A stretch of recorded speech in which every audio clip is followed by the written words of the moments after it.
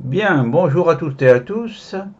Nous allons reprendre cette exploration de Mayotte au regard de la constitution d'un code de l'environnement forestier.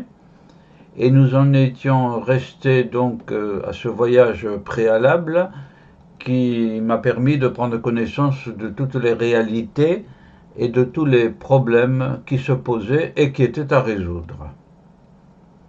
Puisque les latins disaient déjà ius nascitur de facto, c'est-à-dire le droit naît du fait. Il y a le droit, il y a le fait. Le fait est fondamental. Nous en, nous en étions donc restés à ce moment où il y avait des mouches partout, à l'intérieur d'une cabane, d'une maison, quoi, en sol à terre battue, et avec tous les représentants de la commune qui étaient là.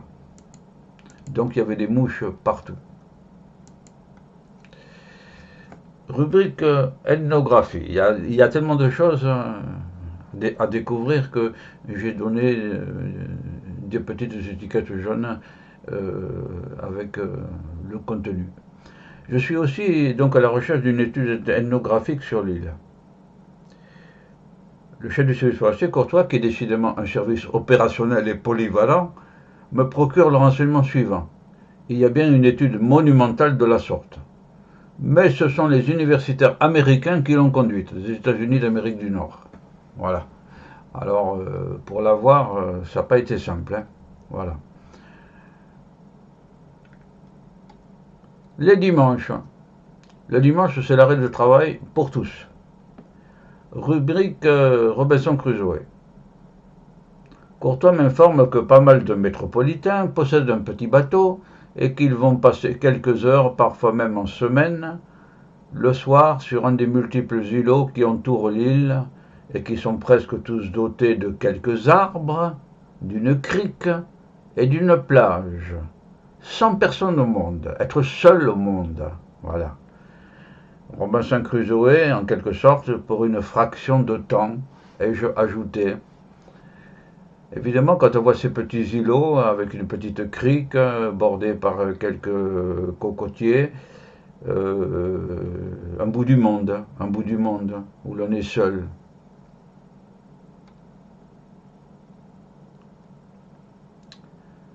Ça me fait émerger une discussion que j'avais eue avec un professeur de droit à Panthéon-Sorbonne, qui m'avait raconté que quand il était jeune, il était à la Réunion, je crois, et puis ils avaient pris un bateau et ils avaient navigué. Et un jour, ils sont arrivés à côté d'une île, il ne m'a pas dit laquelle, sur laquelle, c'était dans les années 1950, sur laquelle il y avait un homme, un blanc, qui était là. Alors, ils sont accostés, le blanc leur a demandé, alors la guerre est finie ou elle continue? Alors, les trois passagers du bateau lui ont dit, ben, elle est finie. Elle est finie. On est en 54, ça fait 9 ans qu'elle est finie. Alors, le Robinson Crusoe en cause a été très content, bien sûr. Ils ont parlé, ils ont mangé, il leur a fait visiter son île. Et puis au moment de partir, les trois personnes du bateau lui ont dit, alors vous venez avec nous. Alors cet homme a réfléchi, il a pensé. Et il a dit, en définitive, non, je préfère rester seul sur l'île. J'y ai mes habitudes, mes manières d'être. Je ne veux pas revenir à cette société que j'ai quittée il y a un monde, il y a longtemps, pour une guerre. Voilà. Non. Et le bateau donc est parti, et en s'éloignant de l'île, le Robinson Crusoe leur a fait un petit salut comme ça. Et les gens du bateau se sont dit, finalement, c'est peut-être lui qui a raison. Voilà. Voilà, au passage. C'est le même esprit là. Sauf que là, c'est pour une fraction de temps. En avion. Un dimanche, Courtois, qui est aussi pilote d'avion, je pourrais presque lui demander de partir avec lui aux commandes du Redoutable, qui est un sous-marin, qu'il en trouverait le moyen. Il m'invite à survoler l'île, c'est fantastique. La silhouette d'un héron émerge des hautes herbes qui bordent la piste de décollage. Je n'ai d'ailleurs pas peur de l'envol, mais curieusement j'appréhende plus l'atterrissage, oui, qui se passera fort bien. Au cours de ce vol, nous passons au-dessus des montagnes érodées du centre de l'île et nous voyons de manière spectaculaire les bandes oranges de roches à vif. C'est dommage que je ne les ai pas photographiées à ce moment-là, qui délabrent les sommets et leurs flancs. Plus loin, c'est la côte échancrée que l'on survole avec un ancien cratère devenu marin, là. Voilà un cratère. Ben, c'est magnifique. Devenu marin. Au large, nous passons au-dessus d'un îlot de sable corallien qui étincelle de blancheur.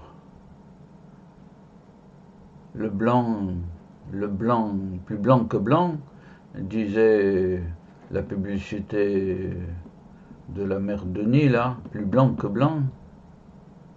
Et là, éclaté par la lumière solaire, c'est aveuglant. Et puis au fond, la barrière de corail, voici la barrière de corail, qui délimite le lagon avec quelques passages, quelques trouées. Et ça, c'est un îlot sans doute, un îlot corallien, voilà, du sable en tout cas. Voilà. Belle vue. Des excréments qui tâchent. Un autre dimanche sur les plages. Une plage immense à perte de vue, sans aucun mahorais, et un blanc ou deux. Nous nous allongeons un instant sur le sable. Surtout pas sous un manguier, me dit Courtois, le chef du service forestier. Les chauves-souris ont la vilaine habitude de déféquer tout à trac, c'est-à-dire tout de suite. Elles ont un transit digestif court et rapide, si bien que peu de temps après avoir englouti des mangues, elles laissent choir leurs excréments, lesquels de plus tâchent beaucoup. Donc ne pas se mettre sous un manguier. De toute manière, même si on ne connaît pas l'arbre, on le reconnaît aux chauves-souris qu'il y a. La plongée. Nous faisons un peu de plongée à faible profondeur à marée basse. La plage se poursuit longtemps par un plateau très faiblement incliné vers l'océan et qui cesse brutalement. Il faut aller à pied jusqu'à la rupture de pente. Il y a des flaques un peu partout, avec des algues, des anémones de mer, des coquillages. Une recommandation sévère, ne pas approcher les oursins. Ils ont un cœur violet et jaune et de longs piquants de 30 cm taillés en biseau à l'extrémité. Et si l'on s'en pique un dans la chair, on ne peut se l'arracher soi-même. Il faut aller voir un docteur. Alors, ne pas s'approcher des oursins. Le monde de la couleur. Je ne suis pas du tout un spécialiste de la plongée, pas du tout. Je suis plutôt spéléologue, donc voilà. Donc, mais là, j'ai découvert la couleur. Plonger à la rupture de pente. C'est à faible profondeur que la vie est la plus dense. Et c'est une découverte, le monde de la couleur. C'est une chose que de voir les documentaires du commandant Cousteau, c'en est une autre de voir de ses yeux. Oui, l'expérience. Des couleurs vives partout, que même les photos ne rendent pas. Oui, là c'est désolant.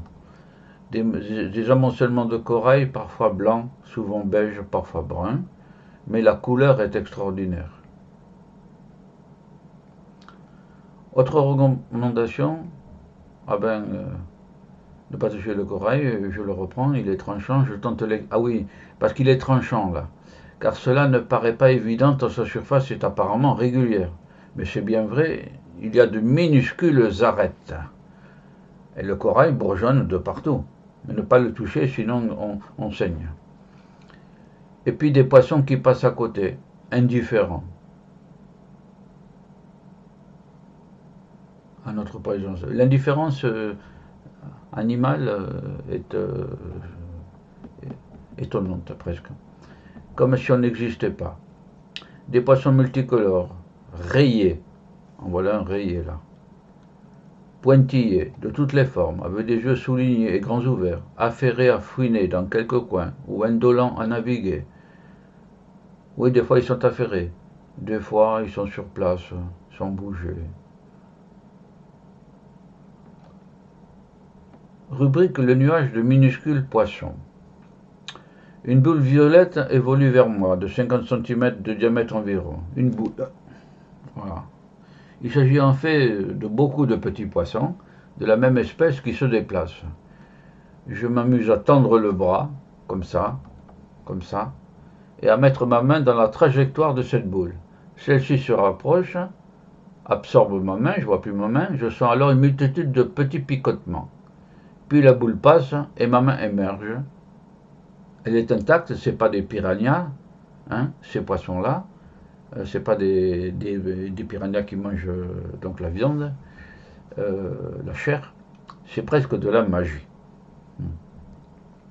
Au passage, un Spirou m'était revenu en mémoire. Il était question de quelqu'un qui avait laissé traîner son bras dans un rio du Brésil. Ah ben voilà, les piranhas avaient mangé toute la chair. Ils n'avaient retiré de l'eau que les os. Heureusement, ce n'est pas mon cas. Voilà, heureusement. L'un des plus beaux lagons du monde. Oui, l'un des plus beaux. On ne s'engage pas beaucoup, mais c'est l'un des plus beaux. Je crois que c'est le Cousteau, ça. Un requin. Point d'interrogation. Puis tout à coup, Courtois Distance me fait de grands signes avec les bras. Je crois comprendre que j'ai quelque chose derrière. Je m'en retourne un peu. Dans l'angle de ma vue, je devine un instant dans le bleu sous-marin une grande ombre qui vient vers moi. Une fraction de seconde, c'est la panique, car Courtois m'avait rapporté que de temps à autre, un requin s'aventurait dans le lagon, par une des passes dans la barrière de corail. Oui, la barrière de corail, donc je le redis, est interrompue à certains endroits, ne fût-ce que pour les bateaux qui doivent approcher des côtes.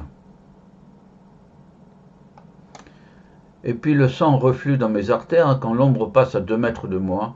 C'est une grande tortue marine, merveilleux spectacle. Je n'ai pas pu la photographier en plein vol aquatique. C'est un merveilleux spectacle. On dirait qu'elle vole, elle est légère comme tout, dans l'eau majestueuse. Par la suite,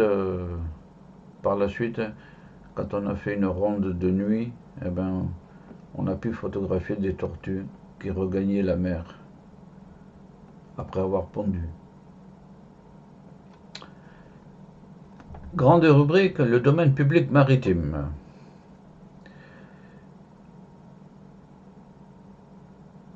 Bon, je ne rentre pas dans les distinctions domaine public, domaine privé. Une question particulière se pose pour la future ordonnance forestière, le littoral. Le littoral. Dans la mesure où celui-ci contient des espèces forestières ou agroforestières, il n'y a nul doute que le littoral rentre dans le champ d'application de la future ordonnance. La question a été un peu débattue, mais elle est vite résolue. S'il y a des espèces forestières ou agroforestières, je suis compétent pour réglementer ça. Pour protéger, donc par exemple, la mangrove. C'est le cas de la mangrove. Cette forêt implantée dans la mer et dont les arbres résistent au sel marin. Voilà. Il y a des arbres qui font partie de la mangrove, qui ont une écorce, qui ont un bois tellement saturé de sel qu'on les utilise pour la construction. Il y a une grande résistance pour l'incendie. Nous passons à proximité immédiate de la mangrove, suffisamment pour vérifier qu'il s'agit d'arbustes dont on voit les organes respiratoires, les pneumatophores, émerger au-dessus du sol. Il y en a d'autres aussi qui sont sur des échasses, on l'a vu dans la vue précédente. Voilà, voilà. Ça c'est des échasses, les pneumatophores là on ne les voit pas. Bon, sur cette vue. Il y a une densité d'animaux étonnante, surtout des oiseaux. Oui, plein d'oiseaux de mangrove. Il paraît qu'on utilise les bois pour des feux, d'accord. Des rivières serpentent à travers cette forêt marine et permettent de la traverser. À propos de serpenter, il y a aussi des serpents dans la mangrove.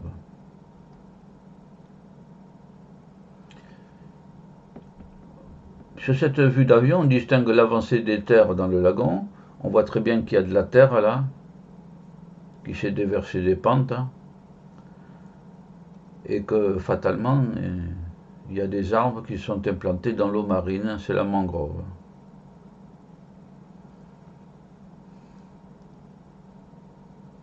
Voilà un village en bord de côte. Voilà des pirogues. Les îlots autour des grandes îles. En dehors de la mangrove, toujours dans le domaine public maritime, il y a le cas de nombreux îlots qui entourent Mayotte. Ceux justement qui font l'objet le dimanche ou parfois dans la semaine d'une occupation, d'une privatisation de certains fonctionnaires notamment. Même principe. Dans le cas où ils contiennent des essences forestières ou agroforestières, sont régis par l'ordonnance. Et tel est presque toujours le cas. Il y a des cocotiers, il y a des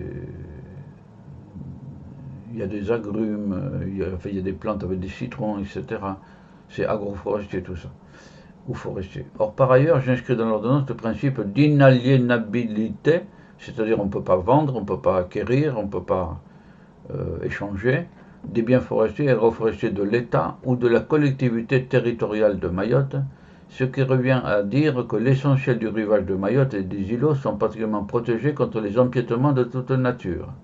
Cela mettra un terme aux occupations illicites.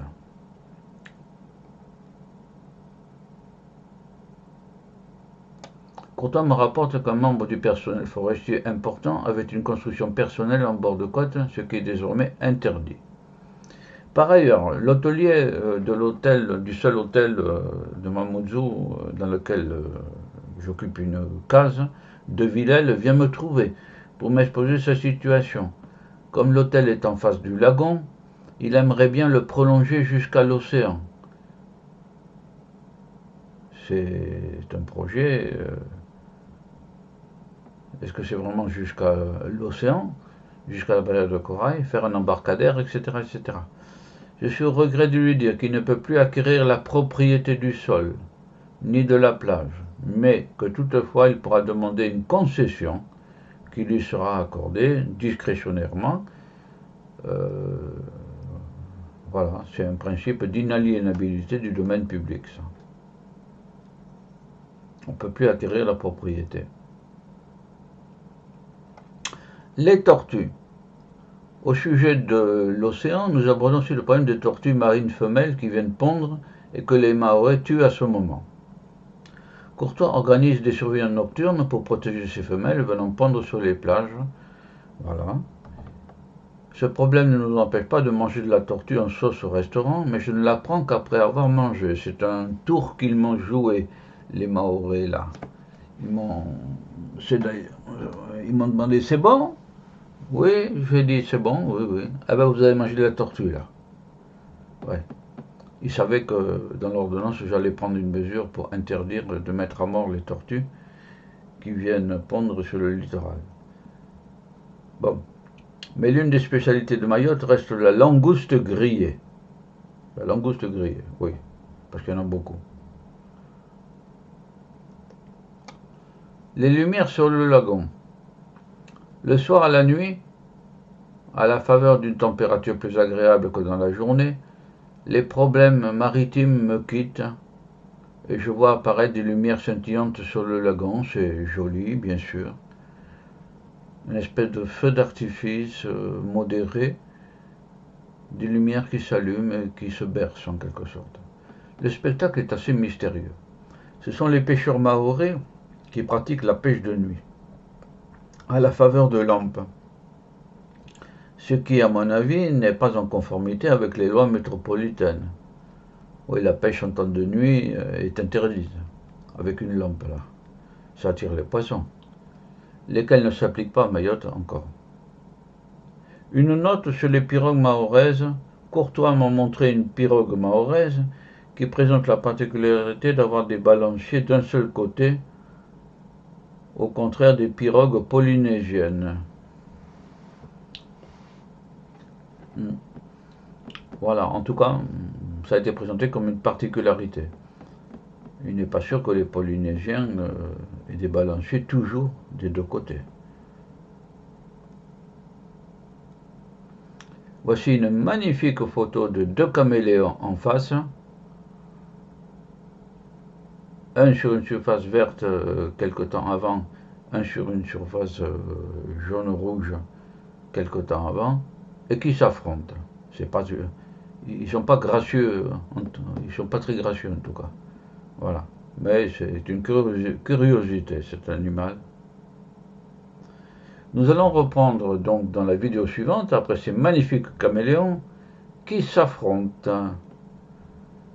Eh bien, dans cette perspective, je pense que cette vidéo aussi a enrichi vos connaissances au cas où vous ne sachiez pas tout ça. Sinon, ça vous aura fait plaisir de revoir votre expérience personnelle sur ça. Voilà. Je vous dis à toutes et à tous au revoir et donc à la suite de ces magnifiques caméléons, nous allons poursuivre cette retranscription de l'étude préparatoire à l'ordonnance qui a été publiée plus tard dans le journal officiel. Bien, au revoir à toutes et à tous.